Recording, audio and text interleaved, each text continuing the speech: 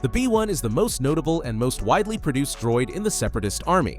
This foldable, lightweight infantry droid was built to fight in huge numbers and occupy worlds throughout the galaxy. Early models leaned on control ships for orders, while later waves carried simple local brains but still worked best while tethered to a relay network. Their armor is thin and joints are exposed to save weight, making them impervious to clone service rifles unless the B-1 is behind cover.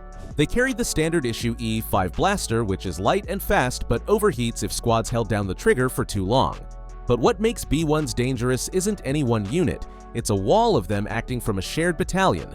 Formation paths, target lists, and fallback routes push down from a tactical node, so the line keeps moving even as individuals fall. The CIS manufactured specialized B-1s that reuse the same skeleton with roll kits and paint codes. B-1 pilot droids wore blue and served on Separatist cruisers and flagships. These variants held more advanced cognitive capabilities and often rejected going into battle like their standard B-1 counterparts. B-1 security droids are distinguished by their red markings and served on capital ships. Other variants included rocket B-1s, which strap on jump packs for vertical entries. Grapple B-1s add reinforced arms for boarding teams, and firefighter droids that carry foam tanks to keep hangars from cooking off. The core weakness of the B-1 was its fragility, but it made up for it with overwhelming superior numbers in battle. We see this in many battles throughout the galaxy, like the invasion of Naboo or during the Battle of Geonosis. The loop is simple and effective. B-1s take space and feed sightings into the net, heavy hitters exploit the gaps those sightings reveal, and more, B-1s arrive from racks to refill the line. Where B-1s falter, B-2s push through with brute strength. The B-2 Super Battle Droid was an upgraded variant of the B-1 Battle Droid used by the CIS. They trade spindly limbs for sealed joints and thick plating, while their primary weapon is baked into the arms, so dropping a rifle won't matter. A larger power core and heat sinks let them fire longer before having to cool down, which is exactly what you want during a massive assault or ship takeover. Their autonomy is better than a B-1's, so if a relay dies mid-assault, a B-2 keeps moving toward the target it was told to clear. While the B-2 droids had limited independence due to their lack of a command system, they still relied on command or tactical droids to effectively operate in the field. Many variants stretch the role of the B-2. B-2-RP rocket packs handle roof entries and gantries. B-2-HA swaps an arm for a micro-missile pod or ion tool to crack shields and clustered defenders. Tunnel kits add short flamers for insect hives and rock caverns. The rarer B-3 Ultra magnifies the concept. More armor, heavier weapons, and the power budget to bully a hardpoint alone. Costs kept B-3s scarce, but the logic is clear. B-2s and B-3s are the point of the spear in places where armor couldn't fit and when B-1s get chewed up. The clones counter with suppressive fire and volleys into one plate until it fails, ion grenades and shaped charges jammed into the hip or underarm seams. Even so, a handful of B-2s can take a room that would grind a B-1 company to pieces. The DSD-1 or Dwarf Spider Droid is a low, four-legged gun platform with a stabilized eye laser and enough armor to ride out return fire while it holds a corner. Its job is simple. It peeks over rubble, keeps a lane clear, and makes any walker or squad pay for attempting to retake a position. The LM-432 Crab Droid brings extra legs, climbing grip, and a belly gun. It steps across trenches, crushes wire, and appears on odd angles, rooftops, and broken walls where infantry expect safety. Both run strong local autonomy for route finding and target priorities, so even if the network drops, a Spider Droid keeps guarding an intersection and a Crab Droid keeps herding troops off the clean approach. The clones answer with tools and timing like ion shots to the legs and gimbals. Once a walker stumbles, teams puncture the underbelly with a shaped charge or pour synchronized blaster fire into joints. Over open ground, ATTE walkers and LAAT rockets remove them from standoff. In alleys, engineers string entanglers and trip lines to topple crabs where their legs can't recover. Despite these counters, light walkers punch above their weight. They bridge the gap between line droids and tanks, letting the CIS hold intersections without committing an AAT to every block and forcing the Republic to spend smoke, time, and attention simply to move. Droidekas or destroyer droids were manufactured by the Colicoids on Kala 4. These deadly rolling balls carried twin blasters and were equipped with their own shield generator, designed to exterminate their adversaries with extreme prejudice. Put two at offset angles and you close a corridor, park one behind a blast door, and anything entering meets a wall of energy before it can fan out. The shield is the heart of the system. It's great against single high-energy bolts and frontal bursts, but are weak when met with ion grenades or large explosives. Crucially, the shield must drop to roll, which makes catching a Droideka mid-transition the most efficient way to take one down.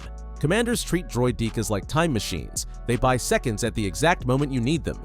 In defense, they plug doors, stairheads, and junctions until armor arrives. In attack, they pin the far side of a breach so B2s can cross. On ship decks, they anchor around relay nodes and hangar bays, turning a fair fight into an attrition trap. The Republic drill is standard. Ion first, then synchronized volleys, then a finisher if the field collapses. Marksmen look for projector spines and sensor gaps, and squads never rush one funnel at a time. Used right, a handful of Droidekas can hold an entire level of a cruiser while the rest of the droid line resets. The BX series Commando Droid is the Separatist precision tool for the jobs conventional units can't handle. These highly intelligent variants slip through maintenance shafts, spoof challenge and reply, and shut the right door at the right second. Frames are light and fast, with low-profile plates to survive sidearm fire and integrated slicer ports in the forearm for doors, lifts, and hologram stations. Standard teams divide roles: one electronic breacher, two assault elements with suppressed carbines and wrist blades, with one rear security with shock tools and charges. They don't win by taking streets, they win by stealing tempo, knocking out shield rooms, bricking artillery fire control, kidnapping officers, or opening a silent gap for B2 files to flood through. Sabotage cousins such as buzz droids ride Discord missiles and clamp to starfighter hull. They pry out control panels to disable craft without explosions, feeding captures and hangar chaos instead of wreckage. Chameleon droids lay mines under holographic cover and suppress with a laser if found. Assassin probes and infiltrator models hide deep inside ships to drill their own seal and quietly kill a compartment. If Republic forces detect these saboteurs, they answer with ion or stun grenades that rob commandos of timing. But if even one BX team gets in ahead of the main assault, the rest of the CIS force hits defenders who are blind, out of power, and off balance. A T-Series tactical droid is a field staff officer on the battlefield. It ingests tactical data like unit status and maps, then pushes lanes, breach timings, and fire plans to everything below it. Everything from B1 frontal assaults, B2 files, Droideka pinchers, lightwalkers, and AAT backup. It runs probabilistic playbooks and keeps attacks synchronized so clones face waves instead of drips. Cut the relays or brick the T-Series and the CIS still fights, but the rhythm fades and local Republic commanders get windows to counter. The ST-Series Super Tactical Droid turns the dial up. Units like Kalani and Kraken carry multi-core processing, redundant comm suites, and adversary models of specific Jedi and clone leader. They pre-brief branch plans B, C, and D so the line pivots without waiting for fresh orders, and they fuse orbital ISR with street cams and biometrics to choose the next attack in real time. Against them, the Republic leans on deception and decapitation. False IFF tags, sensor clutter, and ARC teams hitting the command post with directed EMP. If the ST-Series is alive and linked, the front feels like a single machine that keeps finding the weak seam. The IG-100 MagnaGuard is the Confederacy's answer for VIP protection. Built by Holowan Mechanicals, these droids were favored among high-ranking CIS officials, including General Grievous and even Count Dooku. These droids were tall, over-torqued, and reinforced around the hips and spine, and it fought through cripples and decapitation, thanks to distributed limb processors and an extra photoreceptor on its chest. Their infamous electro staff is tuned to survive lightsaber contact and dump energy back into the bind, letting the droid control range and timing. In corridors, two hold a position while a third roves to expose flanks. In open terrain, they surge ahead to spoil clone timing, a fast leap, a bind on the lead trooper or Jedi, then a step aside so B2s and AATs can fire through the gap. Shipboard, they excel at extraction, controlling corridor junctions, riding the lift with the asset, and trading space for seconds until the ramp shuts. The Republic's counters reflect that toughness: ion or EMP to desync the limbs, nets to ruin staff effectiveness, close scatter to foul grips, and Jedi tactics that deny the bind. Draw the staff out, step offline, remove a limb, and finish the core. Used this way, MagnaGuards don't win battles alone. They buy the exact seconds a T-Series, a Viceroy, or even Grievous needs for the rest of the droid network to finish the plan.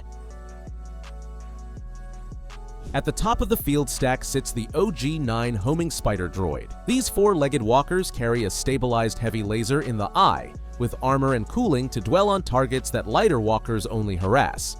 Park one on a ridge or behind a berm and it redraws maps. Republic forces must smoke, flank, or call ATTE support earlier than planned. Two OG-9s at offset streets create cross-cones that punish any pivot, while siege teams park them a block behind B2 pushes to delete E-webs, AV-7s, and counter-breach teams the instant they reveal. Clones answer with ion volleys to blink the gimbal and legs, top attack from strikecraft, and engineer traps in narrow lanes that catch multiple legs at once. Until those counters land, the OG-9 is the quiet no that holds whole avenues closed. On the invisible side, the LR-57 retail droid turns ground into a tripwire field. Units lie dormant just under soil or rubble and wake on vibration. One alert pulls others up in clusters. Layered correctly, an LR-57 belt stalls. An advance long enough for AATS, Droidekas, or artillery to bite, and it forces Republic engineers to crawl rather than sprint. Together, OG-9s and LR-57s are how the CIS denies space at scale, with a visible gun that shapes your route and a buried net that punishes you for taking it. From B1s to MagnaGuards and beyond, the CIS managed to keep the Republic in gridlock throughout the galaxy until the end of the Clone Wars. As always, make sure to like this video and subscribe to the channel if you haven't already. Thanks for watching.